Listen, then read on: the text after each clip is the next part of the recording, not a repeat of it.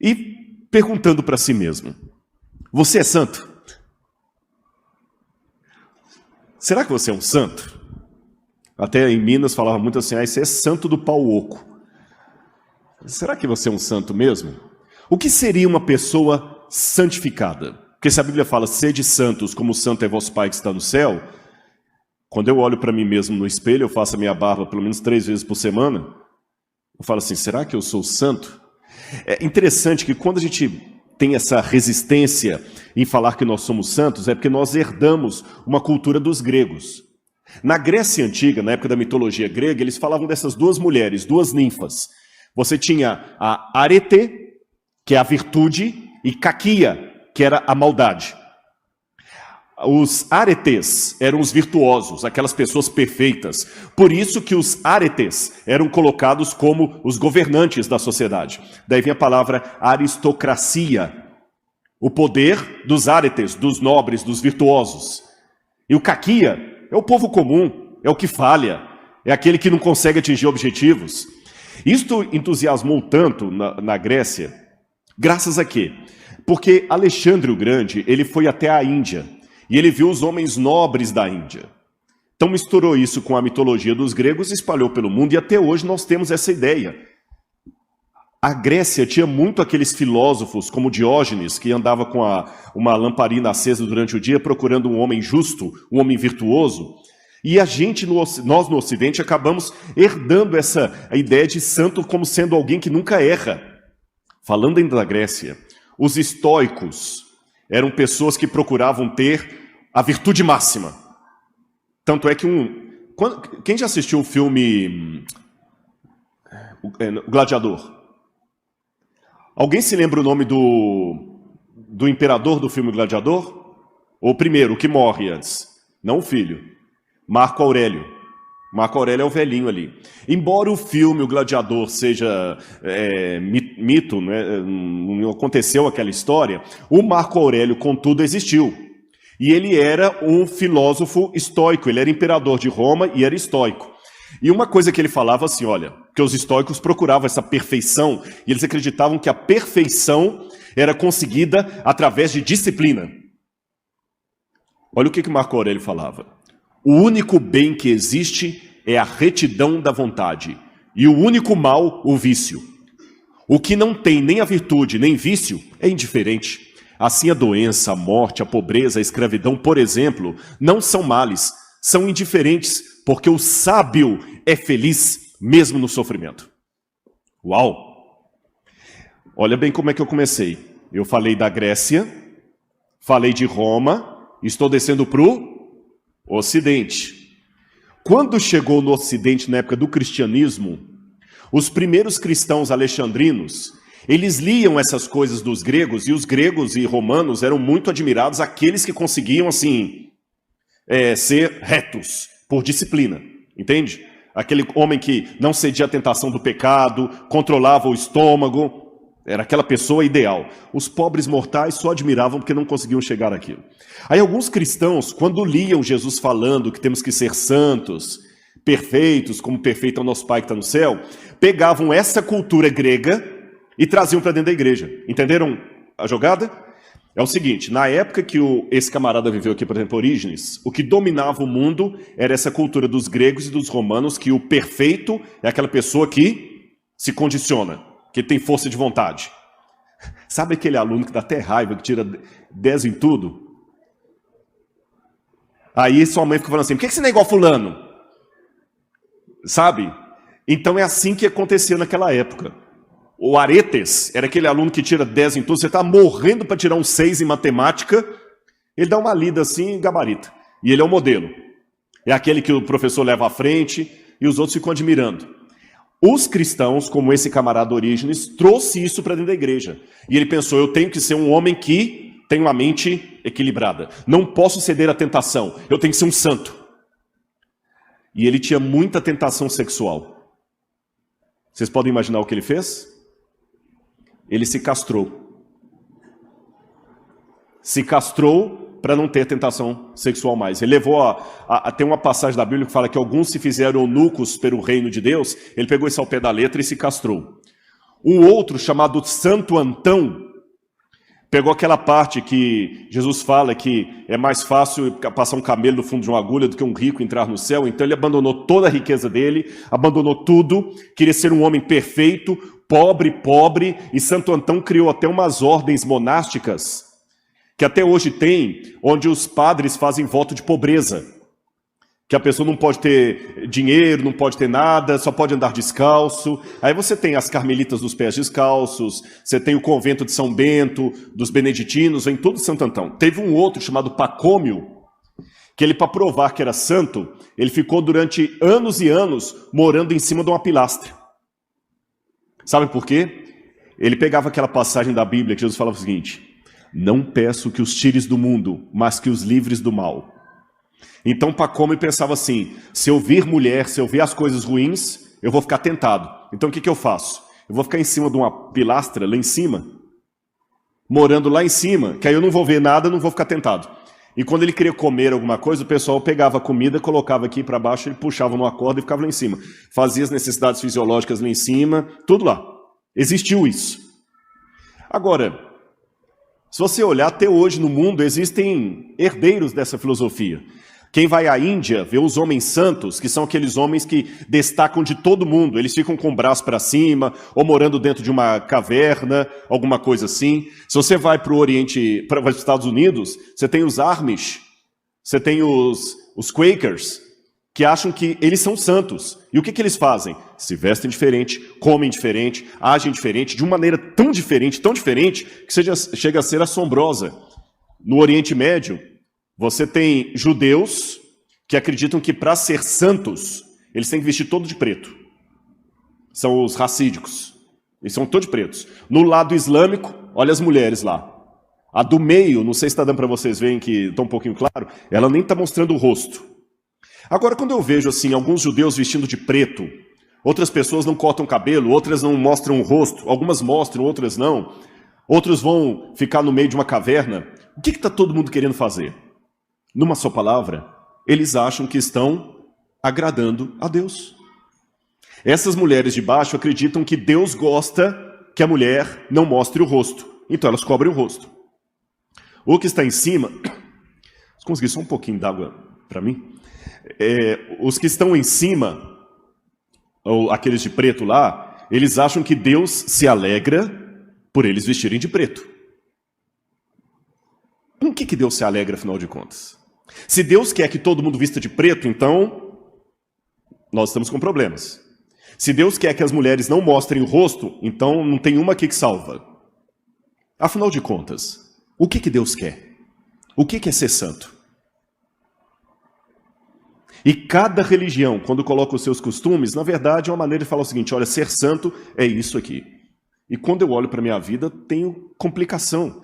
Será que eu estou agradando a Deus? Será que Deus se importa de eu vestir essa gravata amarela, ou Deus ia ficar menos ofendido se eu estivesse com um terno todo preto aqui? Se eu pregar hoje aqui sem gravata, será que Deus vai se ofender, ou eu tenho que estar de paletó e gravata? E eu fico fazendo essas perguntas para mim. E parece que alguns insistem em dizer que ser cristão é andar 100% na contramão do mundo. Eu acho isso um pouco estranho. Coloca uma coisa na sua cabeça. Preste atenção aqui, você que está em casa assistindo também. Deus pediu para eu ser diferente, não para eu ser esquisito. Ser diferente não é ser esquisito. Ser diferente, eu não sei se é algum psicólogo aqui entre nós, não é perder o direito humano que eu tenho de dizer, ai, tá doendo. Porque a ideia que muitos passam hoje é a ideia que veio lá dos gregos e dos romanos. Santo é aquele que não desanima. Vocês viram o Marco Aurélio falando lá, né? Vem o sofrimento, mas ele está sempre feliz. Na igreja eu já ouvi isso, pastor Conrad. Eu lembro quando eu me batizei, eu lembro que alguns falavam assim: o verdadeiro cristão jamais pergunta por quê. Isso é pecado. Ele pergunta para quê. Quando falaram isso para mim, eu falei, gente, não faz sentido, porque Jesus na cruz do Calvário perguntou, Deus meu, por que me desamparaste? Então Jesus pecou. Você já recebeu isso? Depressão. Quantas vezes eu ouvi a estupidez de dizer que depressão é problema espiritual? A pessoa está deprimida, ora mais, estuda a lição da escola sabatina. Meu amigo, não dá para estudar a lição da escola sabatina, não está querendo nem viver, quanto mais estudar a lição. Não faça o ano bíblico. Eu não estou menosprezando o lado espiritual. Eu só não estou querendo tornar o lado espiritual uma coisa ridícula. 40 madrugadas de semana de oração funciona para muita coisa, mas se você está com a depressão, você precisa de uma intervenção médica. E Deus usa a medicina para me curar. Se fosse assim, ninguém precisava fazer medicina. Alguém está com câncer, vamos orar. Para que fazer quimioterapia? Deus usa os médicos. Aliás, se tudo está na base da oração, não precisa nem de pregador. Você fica em casa, lê a Bíblia, Deus te ilumina com o que eu ia falar. Não precisava de ouvir aqui. Então, o que é ser santo? Será que o santo não pode desanimar? Uma coisa que eu descobri no ministério é que pastor é uma ovelha sem pastor. Porque todo mundo quer desabafar com ele, mas ele desabafa com quem? Será que pastor também não desanima? Será que é só você que acorda na manhã de sábado e fala assim, poxa, eu não estou com saco de ir para a igreja hoje? Será que os pregadores não têm esse direito também? Hoje eu queria ficar em casa? De questionar a Deus? Sansão, para mim, é uma ironia proposital da Bíblia. Eu agradeço a Deus por ter colocado a história de Sansão aqui. Não para ter uma teologia de ética liberal, não é isso, eu sou muito conservador. Mas é porque quando eu vejo, por exemplo, os Simpsons, o Flanders, ele é o estereótipo do que muita gente pensa do crente perfeito. O Flanders é o vizinho do Homer Simpson. Ele fica emocionado quando ele vai ler a Bíblia. O Simpson é aquele camarada que dorme na escola dominical. Os Simpsons não são adventistas. Que acha chato, que acha boring o sermão. O Flanders não. O Flanders é aquele que se emociona até cantando Vivifica. Afinal de contas, qual dos dois ali poderia ser chamado de um homem de Deus? Nós temos alguns estereótipos de santidade que me preocupam. Olha como é que a gente imagina. Ali, o santo na hora de dormir. Orando, estão conseguindo ver? Quando eu olho para mim mesmo, eu na hora de dormir. O santo diante da Bíblia. Eu diante da Bíblia. Uma família santa indo para a igreja. A minha família antes de sair para a igreja. Uma menina santa na hora do louvor. Eu na hora do louvor. Um santo ouvindo um sermão bonito de mordomia ou comportagem. Eu ouvindo um sermão. Eu sei que vocês podem rir um pouco e podem achar interessante, parece que é uma paródia que eu estou fazendo, mas a paródia, como o próprio nome diz, é uma realidade, é uma demonstração caricatural da realidade. Mas a caricatura imita a realidade, eu não posso menosprezar a caricatura. Se a caricatura me desenha com o narigão, é porque isso aqui é o que destaca em mim. Mesmo que eu não tenha o nariz daquele tamanho. Eu sei que eu coloquei de uma maneira um pouco caricatural, mas eu estou numa igreja para jovens para chamar a atenção de vocês, porque sentimentalmente é essa ideia que muitos de nós temos. Oba, vai ter vigília hoje, diz o santo. Vigília hoje? É assim que você sente. Aí muitos de vocês, ou de nós, desanimamos da carreira cristã, porque a gente fala assim, gente, eu nunca vou ser assim, não adianta. Não adianta eu fazer um contrato, não adianta eu comprar um carro à prestação, sabendo que eu não vou poder pagar a conta. Ou eu compro, sabendo que eu vou poder honrar a conta, então não compro, porque eu não quero meu nome sujo. Não adianta eu tentar seguir o caminho de Deus, sabendo que eu vou pecar. Isso é brincar com a salvação, eu vou me perder, obrigado, viu? Eu vou me perder. Não adianta fingir que eu não estou com sede quando eu estou com sede. Esse é o santo diante da tentação. A outra? Nossa, agora depois que eu paguei aquele mico, É como diz na TV, né? Mico, aqui se faz, aqui se paga. Obrigado, viu? Bom, se não tá babujado a outra, tudo bem, viu? Não, uma coisa que eu dou uma dica para vocês, um parênteses, já que eu interrompi aqui. Num restaurante, por melhor que seja, nunca reclame do ponto que o bife veio. Nem deixa, come daquele jeito, viu? Nunca reclame, você não sabe como é que ele vai voltar. Continuando o que eu estava dizendo. Muita gente desiste da vida espiritual porque ele pensa assim, Rodrigo, eu nunca vou ser isso aí, não adianta, não é para mim. Eu não tenho aquela piedade de Ellen White que alguns imaginam, né? Que assim, vai ter vigília hoje, nossa, eu fico empolgado se eu vou, se falar que eu vou para a Disney eu vou empolgado, mas se falar que é para uma vigília, eu não vou empolgado, culto de quarta-feira, não dá, eu não vou ser um cristão nunca.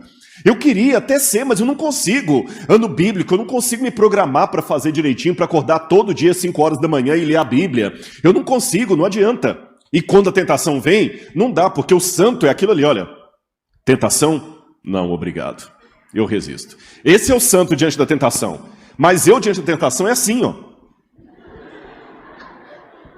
Essa é a realidade. Eu fico querendo. Vou então entender a história de Sansão para a gente compreender essa temática para vocês. A Bíblia diz, em vários versículos do livro de Juízes, abra a Bíblia no livro de Juízes, lá no Antigo Testamento, Josué, Juízes, capítulo 13, começa a história de Sansão. O nascimento de Sansão. Abriram aí?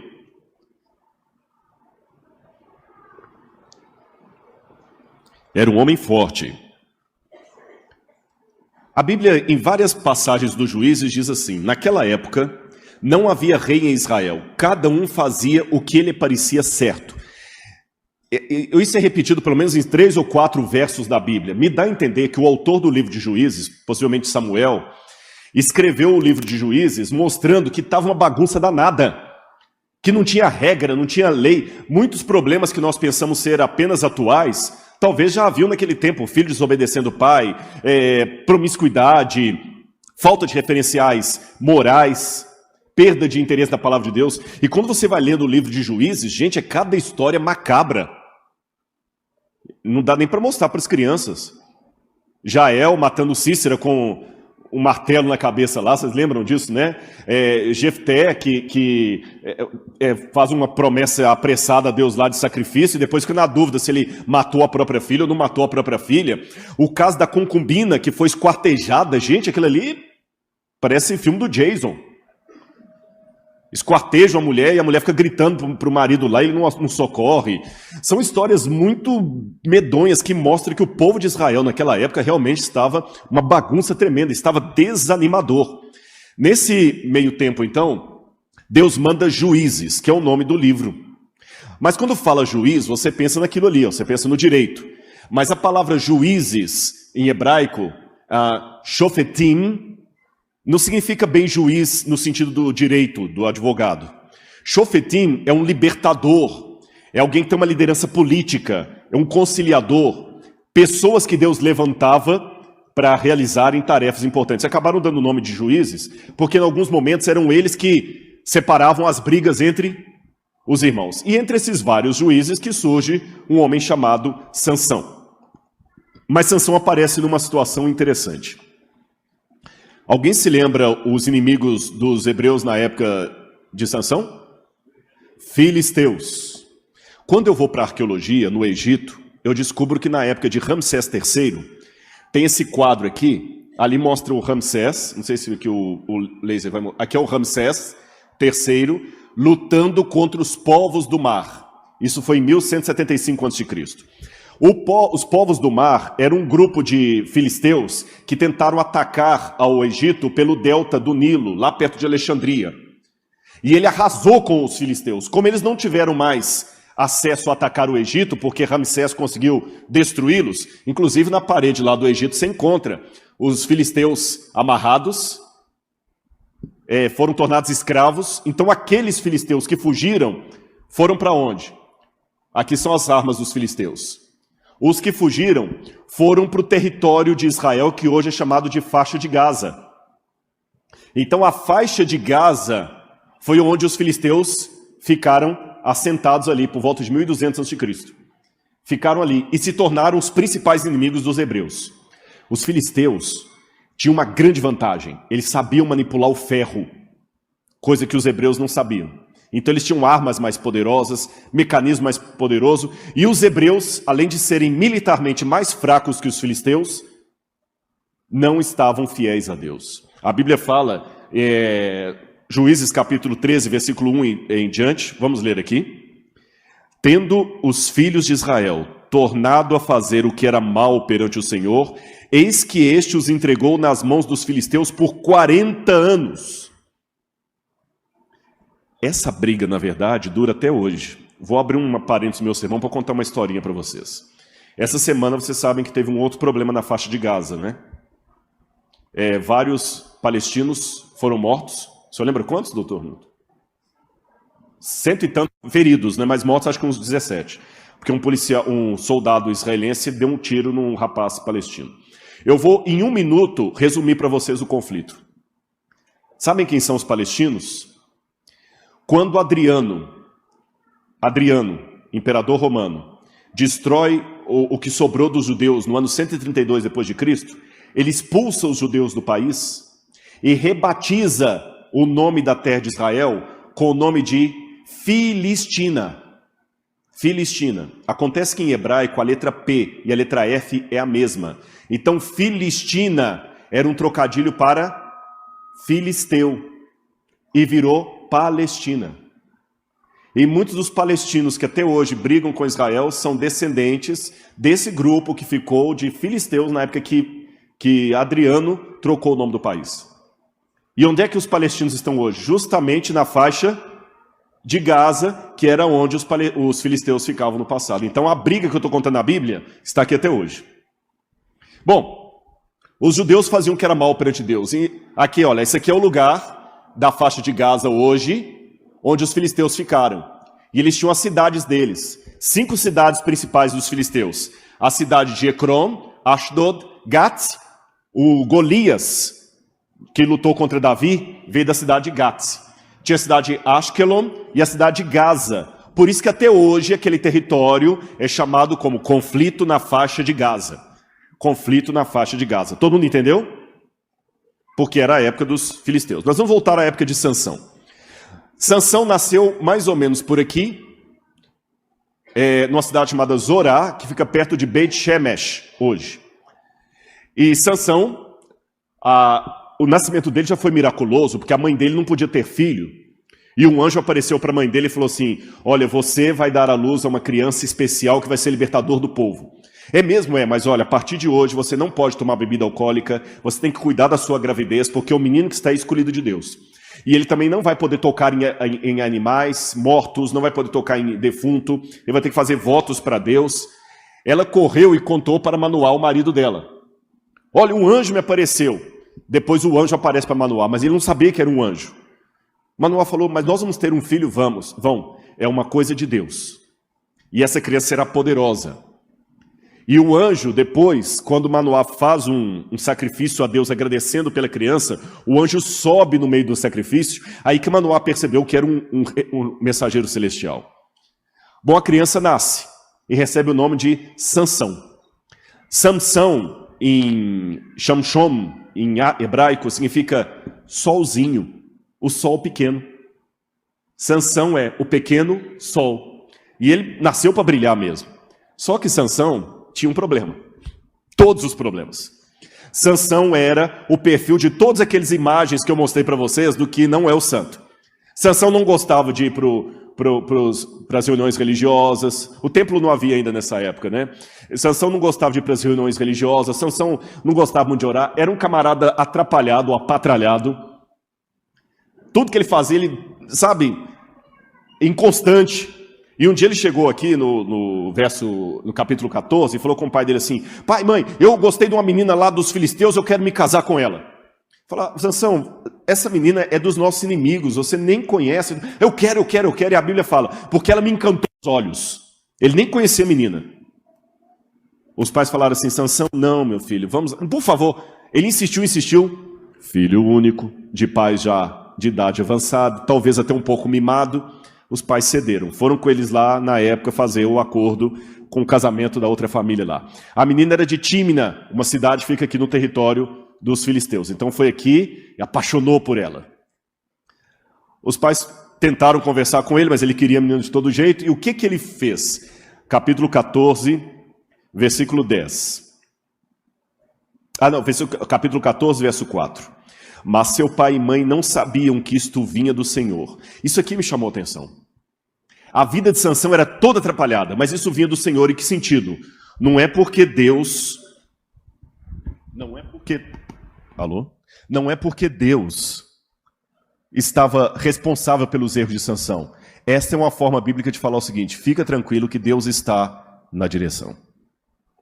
Seu filho está atrapalhado? Calma, Deus está na direção. E olha o que Sansão fez no verso 10. Descendo, pois, seu pai à casa daquela mulher, fez Sansão ali um banquete. Sansão não podia beber bebida alcoólica. Eu deduzo que nesse banquete ele deve ter mamado até falar chega. Isso aqui é um jarro do Museu de Arqueologia Bíblica do UNASP. Eu espero que algum dia vocês possam visitar o nosso museu lá. Eu tenho 2 jarros lá, filisteus, e alguém sabe para que é esse jarro aí? Cerveja. Os filisteus foram um dos mais antigos povos a fabricar cerveja fermentada.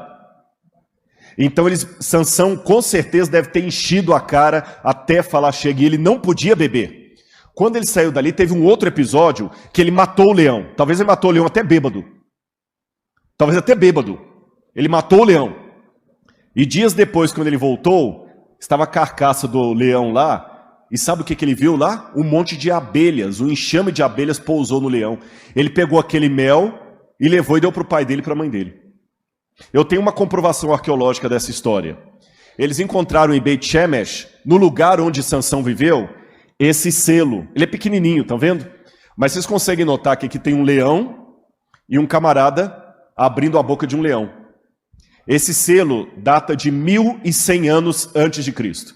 Então, a comprovação arqueológica é que há 1100 anos antes de Cristo, essa história que eu estou contando já era conhecida ali. Agora, Sansão não podia ter contato com cadáveres, porque ele era um homem puro. E ele pegou no cadáver do... Tanto é que ele não contou para os pais dele de onde ele tirou o mel. Depois chegou no dia do casamento dele, ele fez uma charada. E os camaradas, olha, ele fez uma charada para nós e ele falou que ele vai dar 20 túnicas... 300 túnicas, não sei aqui, para quem adivinhar, mas a gente não sabe. Foram na esposa dele. E ela começou assim, mas gente, o que eu posso fazer? Não, tenta tirar de Sansão o segredo dele. O camarada era fraco, bebida e mulher era a fraqueza dele. Ela chegou, fez aquela chantagem emocional que mulher sabe fazer, né? Não, é verdade, a Bíblia fala que Satanás precisou de toda a astúcia da serpente para convencer Adão a comer do fruto proibido. Para convencer Eva a comer do fruto proibido. Eva bastou dizer a Adão que é uma mordida? E antes que vocês pensem que isso é uma piada machista, saibam que a Bíblia é o primeiro livro a enaltecer a força da mulher. Por isso que a Bíblia coloca essa história aí. Quando eu leio a Bíblia em hebraico, no Gênesis, a forma como Deus fez Adão é quase que a machadada. Mas Eva foi feita de maneira mais... Isso é interessante, você vê isso no original, que na tradução se perde. Continuando a história, ela chegou lá, Sansão fez uma chantagem emocional... Ele entregou o segredo. Aí ela contou para os amigos dele lá, Sansão, agora você nos deve tantas túnicas, porque nós sabemos o segredo. Quando ele percebeu o que tinha acontecido, ele ficou com raiva. Ele foi lá na cidade de Askelon, com raiva, queria visitar a mulher dele depois, eles não deixaram.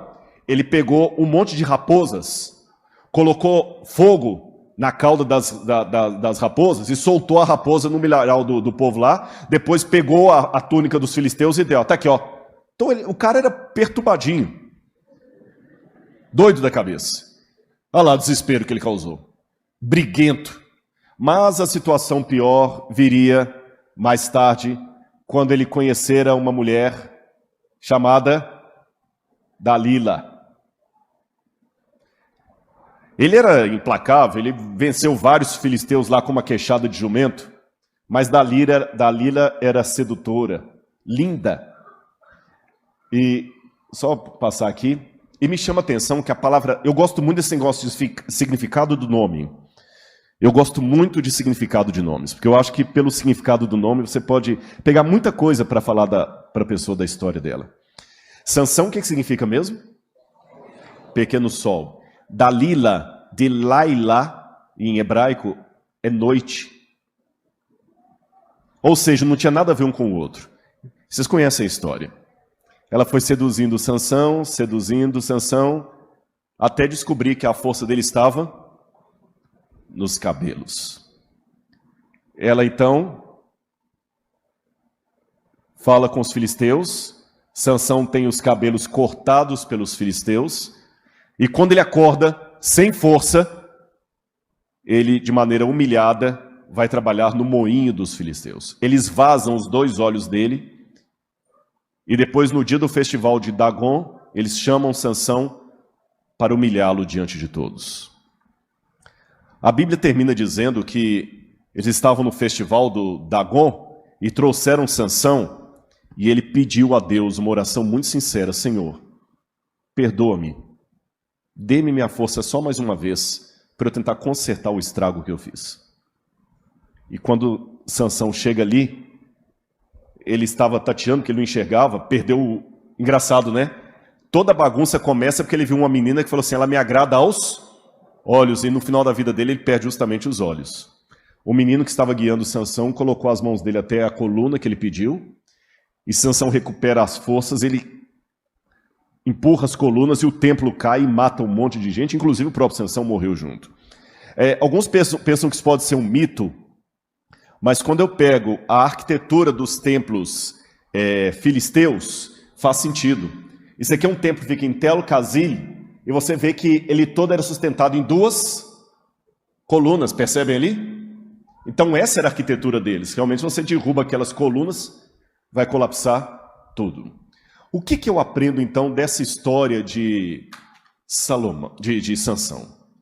Primeira coisa, a diferença entre ser Sansão e ser acomodado no pecado, ela é estreita, mas real. Aqui, cada um sabe quem ele é. Existe uma diferença entre você ter a sua luta espiritual e continuar lutando. E a diferença de você se entregar. Primeira regra que eu aprendo com a história de Sansão: não julgue o outro pelo seu código de valores. O que é óbvio e fácil para você não é fácil para o outro. Já pensou se um professor de física medisse os bons alunos, os inteligentes, apenas porque tirasse física com ele? Eu jamais teria podido me tornar um professor, porque eu não sou bom na área de química e física. Não fui, não adiantava. Já pensou se o professor de redação, que escreve muito bem, exigir que todo mundo, para ser bom, tem que ser como ele? Não julgue o outro pelo seu código de valores. As pessoas têm diferentes expertises. Tem gente que tem mais dificuldade numa coisa e é melhor noutra. Parabéns para você, você consegue ser muito equilibrado na alimentação, mas de repente você tem mais dificuldade com a língua. Sabe aquilo que você tem mais fraqueza? E lembre que nem todos são bons naquilo que você é. E você não vai ser bom naquilo que todo mundo é. Seja o que você é com Cristo. A diferença entre cometer um pecado com Deus e sem Deus é muito simples. Eu vou ilustrar aqui para vocês. Tem alguém da área de direito aqui, da polícia? Tem? Tem você, né? Só um. Vou falar uma coisa aqui, você pode me corrigir se eu falar uma besteira. Eu aprendi que se um ladrão entra na sua casa e você luta corporalmente com o ladrão e pega a arma do ladrão e ali no afã da luta você mata o ladrão, você teria que fugir para evitar o flagrante, porque se a polícia chegar, você vai ser preso, depois que vai ter que pedir o habeas corpus, mas naquele momento você é preso, correto? Agora imagine numa situação dessa que você matou um ladrão. Eu posso chegar até ali? A câmera consegue me acompanhar? Pode ir? Permita-me só para... Qual o seu nome? Não vou lhe colocar em situação constrangedora não, pode ficar tranquilo. Qual o seu nome? Herbert, doutor Herbert, tá certo? Então, imagine, doutor, que você matou alguém na sua casa e, conhecedor da lei, você foge para evitar o flagrante. Eu imagino que pensamentos talvez passariam na sua cabeça na hora que você estava fugindo. Você sabe que um bandido foi em sua casa e você, para defender a sua família, você matou o cara, você falou com a sua mulher assim, meu bem, eu vou correr para evitar o flagrante, depois eu apareço com um advogado. Naquele momento de fuga, seja você ou qualquer pessoa, que pensamentos será que passam na cabeça de alguém correndo nessa hora? Tem uma ideia? Talvez não precisaria estar fugindo, né? Porque na verdade eu não fiz nada errado. Então estou fugindo sem precisar. Estou fugindo sem precisar, mas mesmo assim eu vou fugir. Mas além disso, além de eu estar fugindo sem precisar, eu acho que podem ter outras coisas. Aquele camarada pode ter comparsa. E aí? Não sei. Eu teria medo de vingança. Concorda comigo? Não é isso?